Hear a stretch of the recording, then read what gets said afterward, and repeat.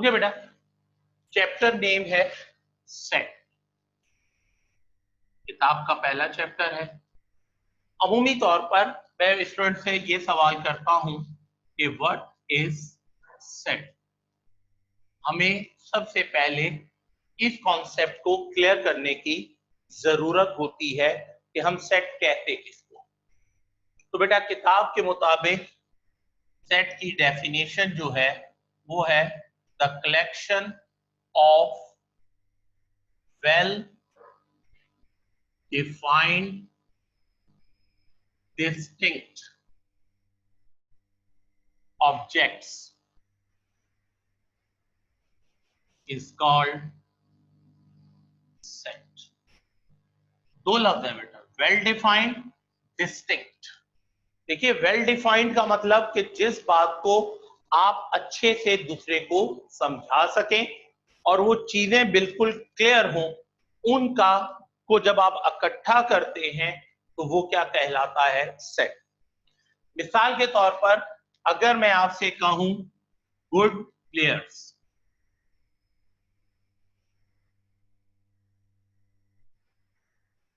Players collection है, लेकिन good players well defined distinct नहीं।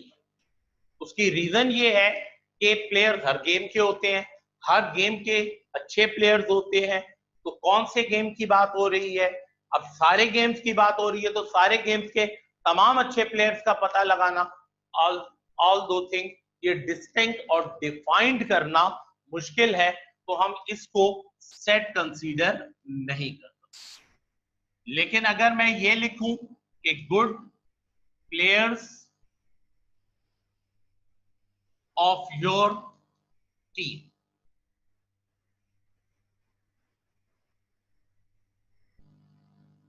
Good players of your team, तो ये बात क्या है?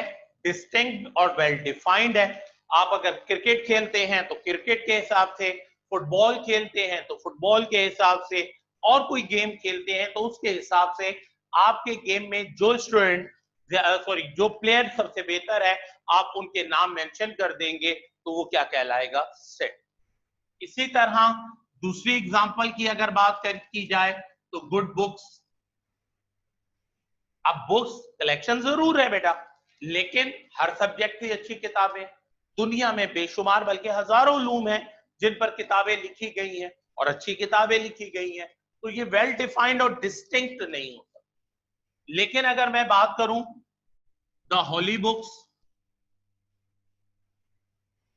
तो ये वेल डिफाइंड भी है और डिस्टिंक्ट भी है, क्योंकि होली बुक्स की तादाद 4 है। उन तमाम बुक्स को हम होली कंसीडर करते हैं जो अल्लाह तबारक व तआला ने अपने अंबिया कराम पर नाजिल।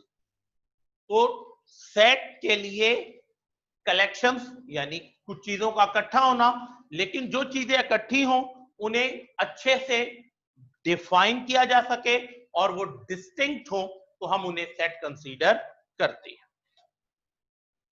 दूसरा सवाल जो बनता है बेटा वो है how to write a set.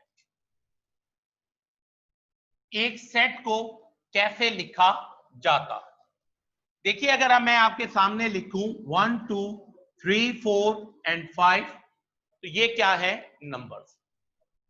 जब इन्हीं नंबर्स को आप एक ब्रैकेट के अंदर क्लोज कर देंगे तो आप उसे किसका नाम दे देंगे? सेट। यानी नंबर्स को जब आप ब्रैकेट में क्लोज करेंगे तो हम उसे सेट का नाम दे देंगे। इसी तरह ये अल्फाबेट्स है, ठीक है। अब इन अल्फाबेट्स को अगर आप ब्रैकेट के अंदर क्लोज कर देंगे तो वो क्या कहलाएगा? सेट कहलाएगा।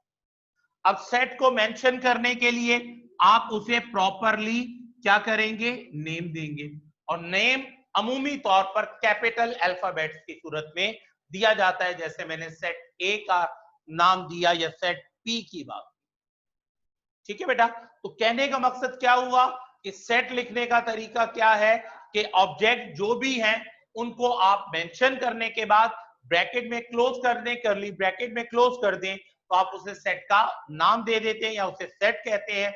और सेट को प्रॉपरली नेम देने के लिए आप अल्फाबेट फॉर्म में उनके नाम क्या कर सकते हैं, मेंशन कर सकते हैं। तीसरा सवाल जो बनता है वो हमारा बनता है बेटा, how many ways to write a set. तीसरा सवाल हमारा ये बनता है कि कितने तरीकों से आप एक सेट को क्या कर सकते हैं, मेंशन कर सकते हैं, कितने अंदाज से, कितने तरीकों से। तो बेटा आपकी किताब में सेट को रिप्रेजेंट करने के लिए 3 तरीके बयान किए गए। पहला मेथड जो है वो टेबुलर मेथड कहलाता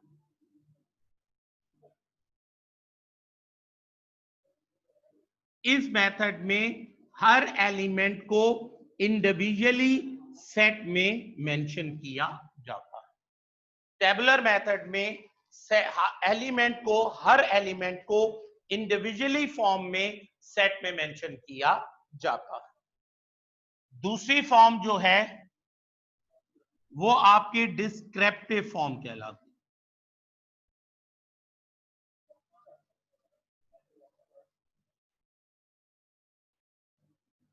set of first 5 natural numbers.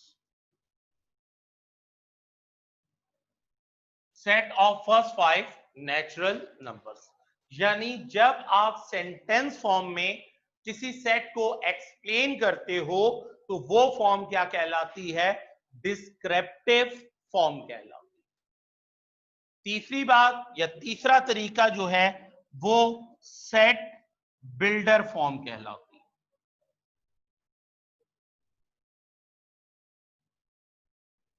Set builder form में हम सिंबॉलिकली या with the help of symbols किसी भी सेट को क्या करते हैं, मेंशन करते हैं। जब हम सिंबॉलिकली सिंबल्स की मदद से किसी भी सेट को रिप्रेजेंट करते हैं तो ये मेथड हमारा क्या कहलाता है, सेट बिल्डर फॉर्म। तो we learn 3 ways to explain या express the set. First is tabular form, second one is descriptive form, and finally is set builder form. अब इसमें से पहले दो जो तरीकाकार है बेटा वो आप प्रीवियस क्लासेस में भी सीख कर आते हैं। सेट बिल्डर फॉर्म और डिस्क्रिप्टिव फॉर्म आपके लिए कोई नया तरीका नहीं है।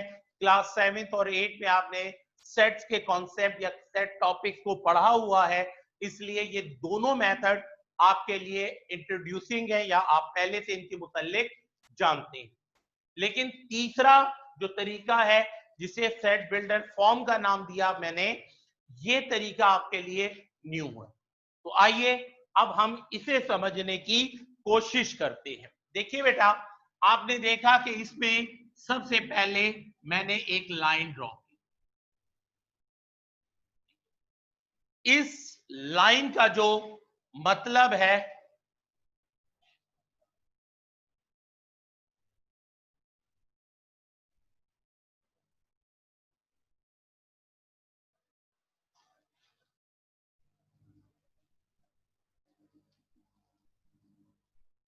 जी, इसका मतलब होता है बेटा, इज अ नंबर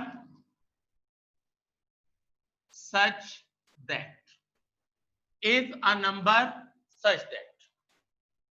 ठीक है, तो अगर मैं इसे पढ़ना चाहूं यहां तक तो ये क्या बन गया बेटा, x इज अ नंबर,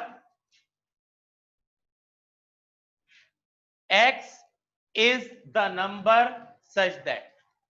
यानी इस लाइन का मतलब हम क्या लेते हैं, is a number such that. ठीक है बेटा, इसके बाद सेकंड सिंबल्स ये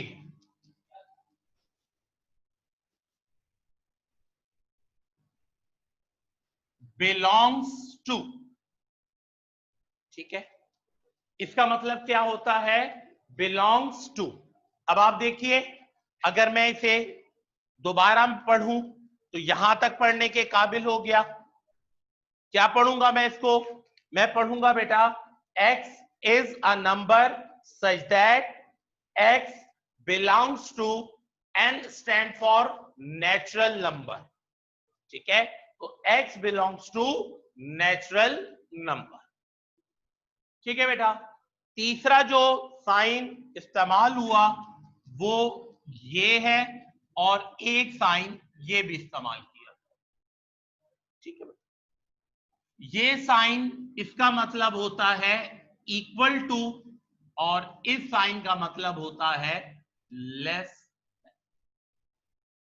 ठीक है, टीचर इसे लेस देन इक्वल टू भी पढ़ाते हैं, दुरुस्त है, कोई गलत नहीं है, लेकिन एक्चुअली ये इक्वल के मीनिंग देता है, इसलिए मैंने इसे सिर्फ इक्वल टू।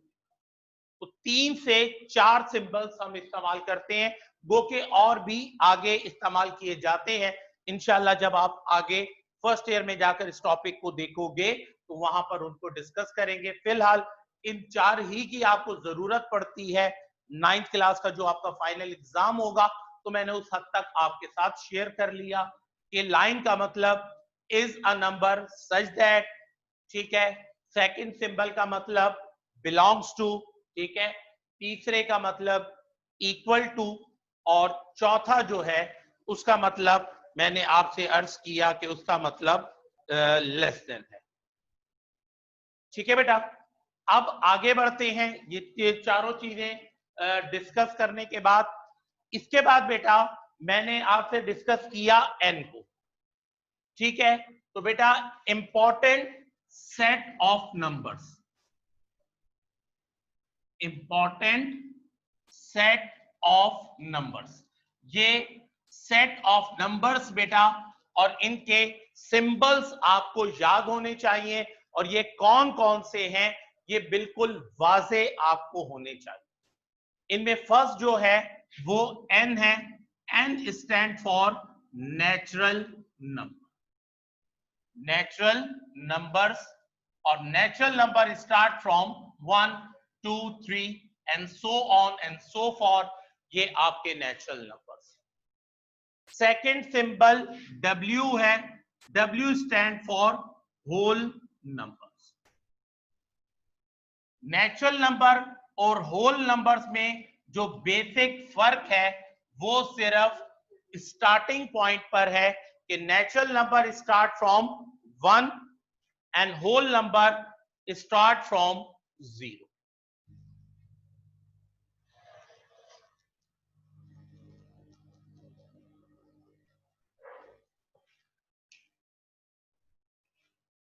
ठीक है, नेचुरल नंबर और होल नंबर में बुनियादी फर्क क्या है कि natural number start from 1 and whole number start from 0।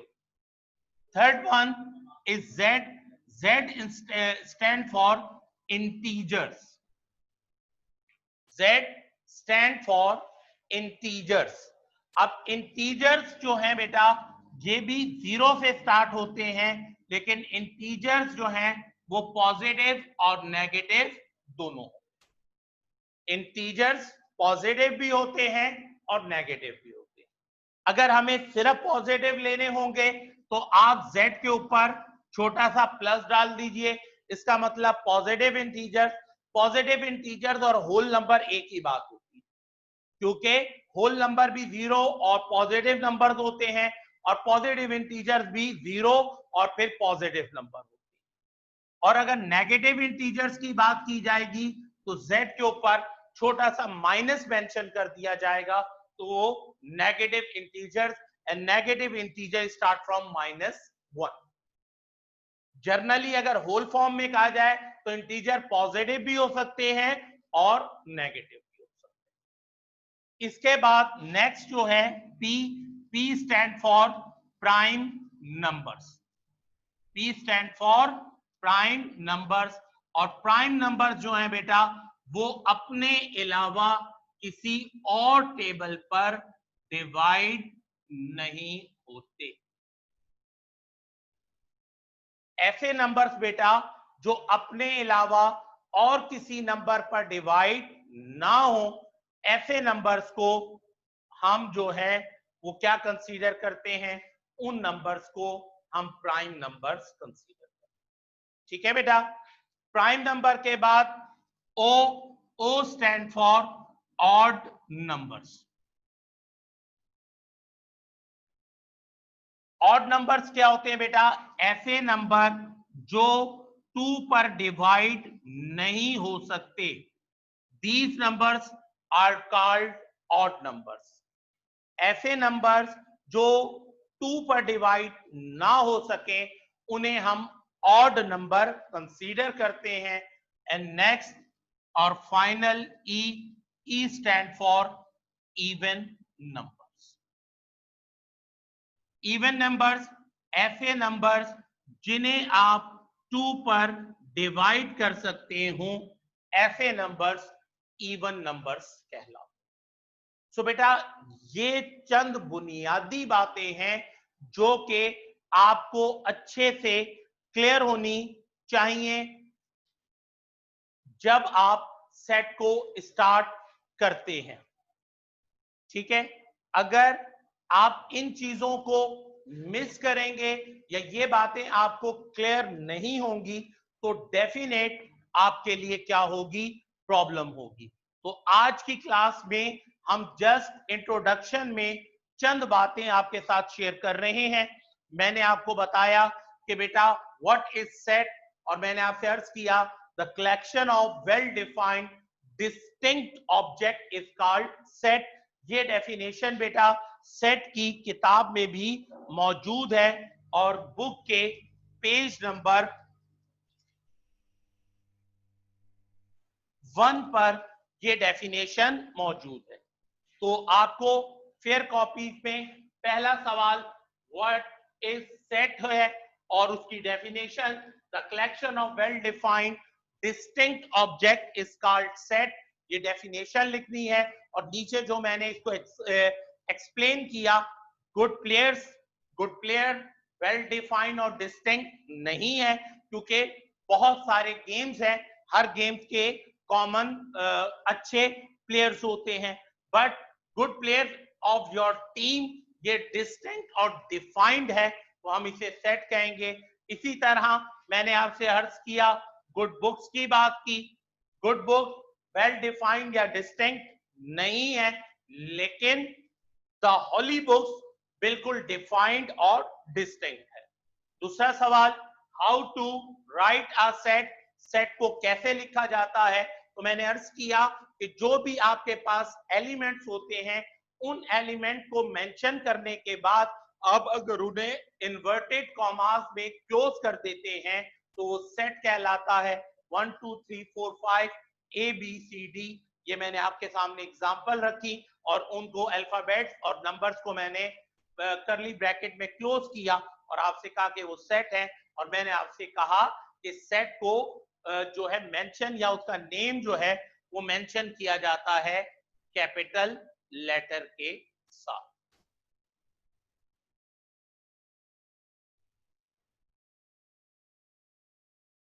जी हिबा बेटा बिल्कुल ये सब कुछ रजिस्टर पर उतारना है। जी बेटा अगर पॉजिटिव इंटीजर्स की बात होगी तो प्लस या माइनस मेंशन करेंगे। जी बेटा इंशाअल्लाह। जनाब मुजम्मिल अहमद शेख साहब, तो मैं अर्ज कर रहा था कि बेटा ये तीसरा सवाल ये था कि how many ways to write a set, तो मैंने आपसे अर्ज किया 3 तरीके होते हैं, टेबुलर मेथड होता है, डिस्क्रिप्टिव मेथड होता है और सेट बिल्डर मेथड होता है।